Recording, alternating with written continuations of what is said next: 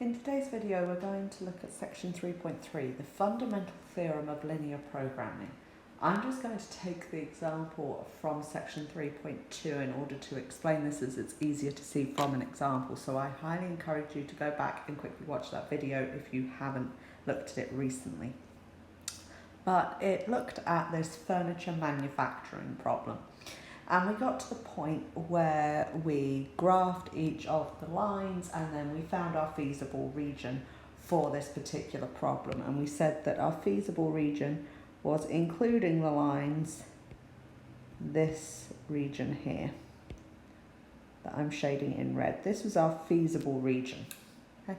So any point in there satisfied the system of linear inequalities.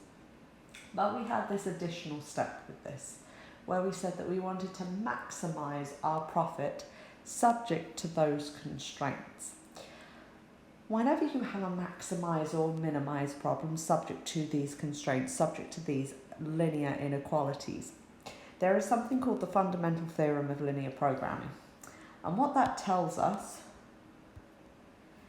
is, I've written this out here as it's a pretty long explanation, but the fundamental theorem of linear programming tells me that whether I'm looking for the maximum or a minimum of a particular function subject to these constraints, that maximum or minimum can always be found at one of the vertexes of the feasible region for that particular system of linear inequalities.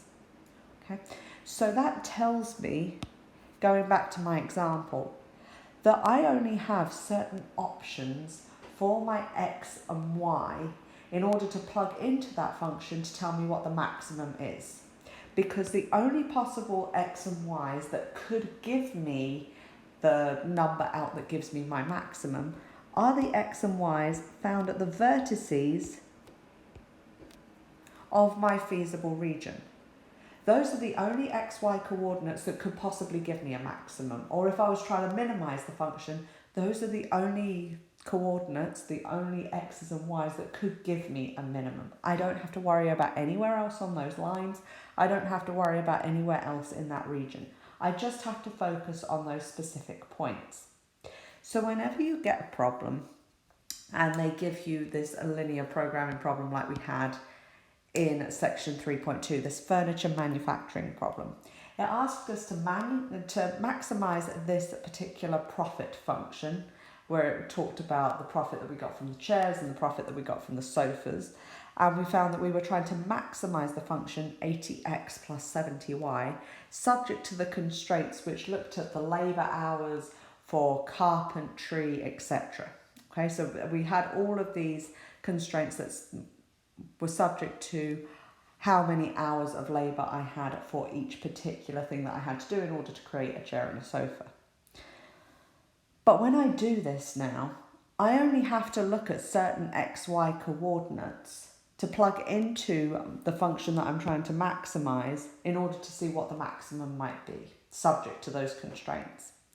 So what I would highly recommend you doing whenever they ask you to solve a particular linear programming problem, go ahead and, like we did before, we took our linear programming problem that was a real world problem and we transformed it into mathematical language. We took each thing that we knew and we turned it into a constraint. We turned it into a linear inequality. And then we found the function that in this case we were trying to maximize, or if you had a different problem, you might be trying to minimize a particular function. And you will get a linear programming problem like this. What I would then do is go ahead, like we always did before when you had systems of linear inequalities, exactly like we did in 3.1. Go ahead and put them into slope-intercept form, because that will then let you graph them. So go ahead, put them into slope-intercept form, and then you can go ahead and graph each of your lines as we've done here, and then that will allow you to find that feasible region. Okay. Once you've found the feasible region, what you then have to do is find the coordinates of these vertices of the feasible region. So the black dots that I have here. So what you are then trying to do is you are trying to solve systems of equations. And by systems of equations, you are literally just trying to find where two lines intersect. But you have to do it multiple times because you are looking at different lines intersecting at different points. So for example, this particular point here, okay, my top left point, I am looking at where the y-axis, so where x is equal to 0, intersects with this line here, 2x plus 6y is equal to 72. That's a pretty easy one to look at. So if we're looking at where x is equal to 0, the y-axis intersects with 2x plus 6y is equal to 72. Well, we obviously know that the x-coordinate where they intersect is going to be 0. And then we can find out what the y-coordinate would be. So that would give me 6y is equal to 72 when x is 0. And that gives me that y is equal to 12. So I know that that point of intersection, this one here, is going to be 0, 12. Okay. This bottom one here, bottom left, is again pretty easy. It's the origin, 0, 0. So that one's pretty easy. And then the other three, what we have to do is just solve equations simultaneously. Okay. So this point here, this top right point, I have to solve 2x plus 6y equals 72 simultaneously with x plus y is equal to 18. You can do that however you want. If I had 2x plus 6y is equal to 72 and x plus y is equal to 18, I could, for example, multiply my second equation through by 2 and get 2x plus 2y is equal to 36. I could then subtract the equations from one another and get 4y is equal to 36, which will give me y is equal to 9. Plug that back in and that will give me x is equal to 9 as well. So I know that another one of my coordinates is going to be 9, 9. That's this top left one here is 9, 9. And similarly, you can go ahead and find the other two coordinates. When you go ahead and do that, one of them is 14, 4.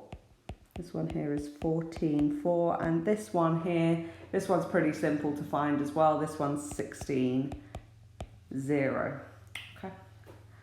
Because at that point you know that y is 0 on that x-axis. So that one's a pretty easy one to find as well. So you're just basically finding the vertices and just figure out which lines are intersecting at that particular point, and then you can go ahead, solve those equations simultaneously for those particular lines for that vertex that you're looking at, and then you can go ahead and find the xy coordinates.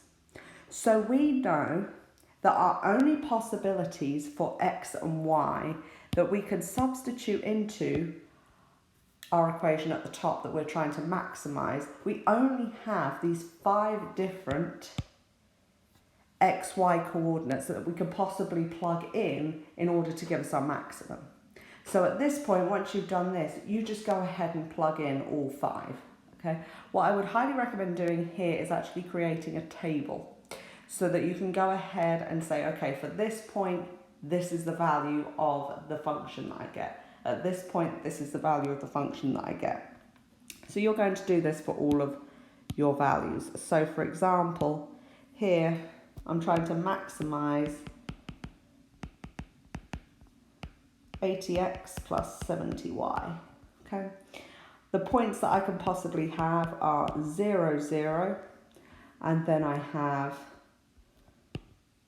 0, 12, I have 14, 4, I have 9, 9, and then I have 16, 0. So that gives me all of my points. And then you literally just plug in x is equal to 0, y is equal to 0. What does that give me? Well, that gives me a function value of 0. Okay. Then I do the next one. So this time I plug in x is equal to 0, y is equal to 12. That will give you 840. Then I plug in x is equal to 14, y is equal to 4, and that gives me 1400. Plug in x is equal to 9, y is equal to 9, that gives me 1350. And then plug in x is equal to 16, y is equal to 0, that gives me 1280. And then I pick off whichever one is my maximum, which is this, 1400. Okay. So this tells me that the maximum profit that I can possibly make here would be $1,400. Okay, so bring it back in terms of your normal problem, this real world problem that we had. Put everything back in terms of that problem. So it tells me that my maximum profit, which is what we were looking for because we're trying to maximize this profit function, the maximum profit would be $1,400, and it's found when X is 14 and Y is 4. That tells me that to get this maximum profit of $1,400 a day, I need to make 14 chairs and 4 sofas. That will give me the maximum profit that I could possibly get. If I made more or less chairs than that or more or less sofas than that, I would actually end up with less profit. So in order to get that maximum profit, that is the number of chairs and sofas that I have to make each day. So I have to make 14 chairs and 4 sofas a day. Okay. So this is one particular example of a linear programming problem. Whenever you get one of these, it kind of follows the same system that we have just done here. Okay, I'll give you kind of a few tips to walk you through exactly what you're going to do. But literally go back through the 3.2 video and look at exactly how we did that, exactly how we pulled out those constraints from that problem. It's going to change for each problem. So you're going to have to read the problem and pull out what we know, exactly like we did in 3.2. Figure out what your constraints are, and then figure out what function you are trying to maximize or minimize. Okay, in this case, we were trying to maximize a profit. Okay, you're always trying to maximize a profit. You may be trying to minimize a particular value depending on what the problem is asking, but you're always going to find your system of constraints, the system of linear inequalities, and then you're going to find whichever function you're trying to maximize or minimize. Once you've got that, you're then going to go ahead and graph the feasible region for the constraint. So you forget about the function that you're trying to maximize or minimize and just look at those constraints and say, okay, let's figure out what my feasible region is. Once you've got the feasible region, you're going to go ahead and figure out what the vertices of the feasible region are. So we went ahead and we just created dots where the vertices were. You figure out their coordinates. Figure out which lines are intersecting at each of those vertices, solve them simultaneously. Once you've got those particular coordinates, I would write them out in a table and figure out what the maximum or minimum function value, so you're looking for each particular case, plug in X and Y and see where you find the maximum or minimum value depending on what you're looking at. So you're going to have each of your coordinates on one side of the table, plug them into the function you're trying to maximize or minimize, and then put those values on the other side of the table. Then you can pick out whichever number gives you your maximum or minimum, depending on what you're looking at. And then you find that that maximum or minimum is at that XY coordinate, and then you can put it back in terms of the problem. Okay? So we'll go ahead and write this down. So the first thing I want you to do is to translate these restrictions into linear inequalities. So read the problem and translate the restrictions into linear inequalities.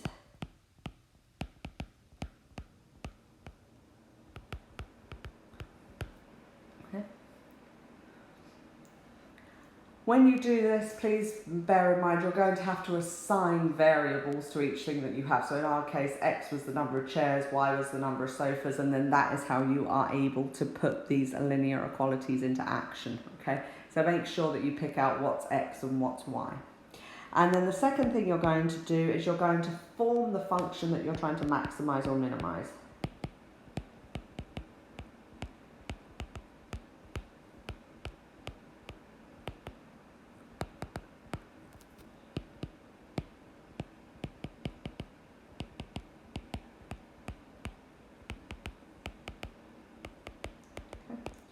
Once you've done that, Forget about the function that you're trying to maximize or minimize. Just look at those constraints, the linear inequalities that you have, and graph the feasible region.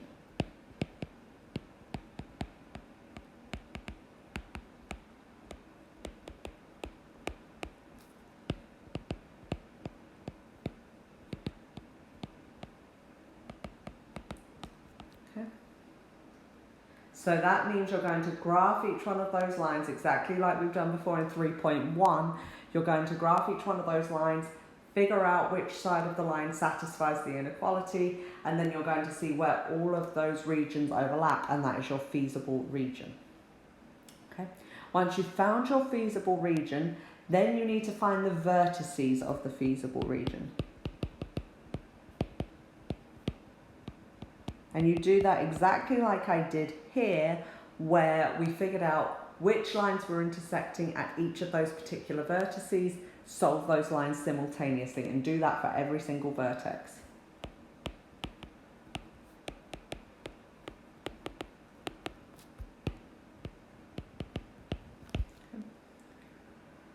Once we've done that, we're going to evaluate our function that we're trying to maximize or minimize. That function is actually called our objective function.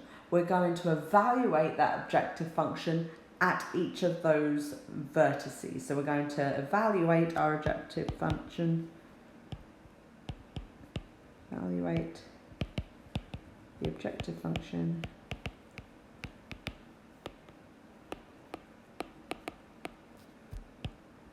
at the xy coordinates of each vertex.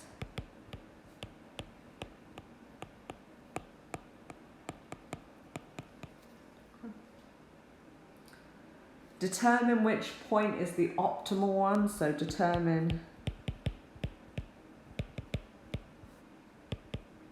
the optimal point depending on whether you're looking at the maximum or minimum. And then the last thing that you have to do, which is incredibly important, is interpret what you have just found. Put it back in terms of the problem, like I did, where I showed you what the maximum profit was, and then we found that that maximum profit was found when we made X amount of chairs and Y amount of sofas. In our case, it was 14 chairs and 4 sofas a day.